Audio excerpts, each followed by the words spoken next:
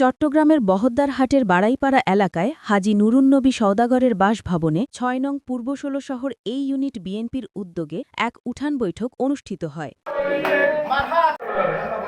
২৫ November রোজ মঙ্গলবার আয়োজিত এ উঠান বৈঠকে সভাপতিত্ব করেন ৬ নং ওয়ার্ড পূর্ব ১৬ শহর বিএনপির যুগ্ম আহ্বায়ক মোহাম্মদ ওমর ফারুক। অনুষ্ঠানটি সঞ্চালনা করেন চান্দগাঁও থানা স্বেচ্ছাসেবক দলের যুগ্ম আহ্বায়ক মোহাম্মদ মিরানুল ইসলাম। অনুষ্ঠানে প্রধান হিসেবে উপস্থিত ছিলেন চান্দগাঁও থানার বিএনপির প্রভাবশালী নেতা হাজী নুরুন্নবী সওদাগর। প্রধান বক্তা ছিলেন চান্দগাঁও থানার বিএনপি নেতা মোহাম্মদ জানে আলম।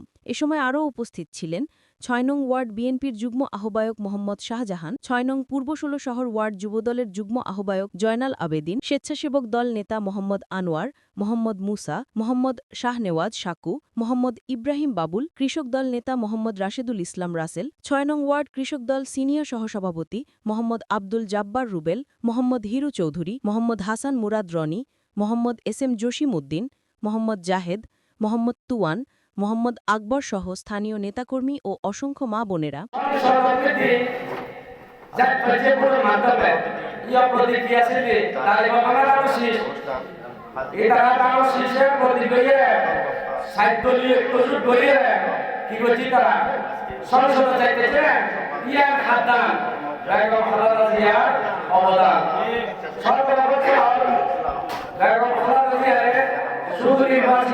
নির্যাতন করছে, মিথ্যা মামলা দিয়ে দেয়, বারবার জেলবন্দি ঢুকিয়ে দেয় এবং ফাইনালি বুঝিয়ে দেয় কি হারলে হতে হতে হবে না একটা হার এটা হয়ে দেখি জামাত ইসলামী সংঘ অবদান অনেক বেশি।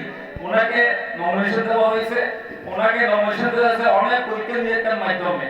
যেমন ওদের একটু আগে আমার বক্তা বলে গেল ওনার কোনো কালিমা নাই, কোনো দাগ নাই, কোনো ছানাবাজি কোনো কিছু নাই। উনি দিতে জানে, দিতে জানে না, উনি দিতে জানে, আজীবন দিতে যাবে যতদিন পর্যন্ত থাকবে ইনশাআল্লাহ, যতদিন পর্যন্ত ও এমপি হিসেবে থাকবে এবং আমাদের মানে যে কোনো একটা দায়িত্ব নিয়ে উনি তো না আমাদের এলাকায় থাকতে পারে, আমাদের এই বলখালি ছান্দক সহযোগিতা করতে পারে। আপনারা আমাদের কৃষি সন্তান কৃষি সন্তান সর্বোত্তম ছেলে আলহাজ এরশাদুল্লাহকে মনোনীত করেছেন আমাদের পার্টির চেয়ারম্যান তারেক রহমান। আপনারা জানেন উনি একটু ভালো মানুষ। আমরা এখানে রাজনীতি কোনো বক্তব্য দিব না, আমরা শুধু আজকে আপনাদের মাধ্যমের উদ্দেশ্যে দু একটা কথা বলে এখানে সিনিয়র নেতৃবৃন্দ ওরা আপনারা গুরুত্বপূর্ণ কথা বলবে। বিএনপির প্রার্থী দানের শেষ মহাবিল আমরা আছে নির্বাচন করিব এবং এই বইতে ওই বিএনপির সংগঠনের একজন নেতা আগামী রাষ্ট্রনায়ক বলেছেন ব্যক্তির চেয়ে দল, দলের চেয়ে দেশ, দেশের চেয়ে দেশের মানুষের আমার কাছে গুরুত্বপূর্ণ।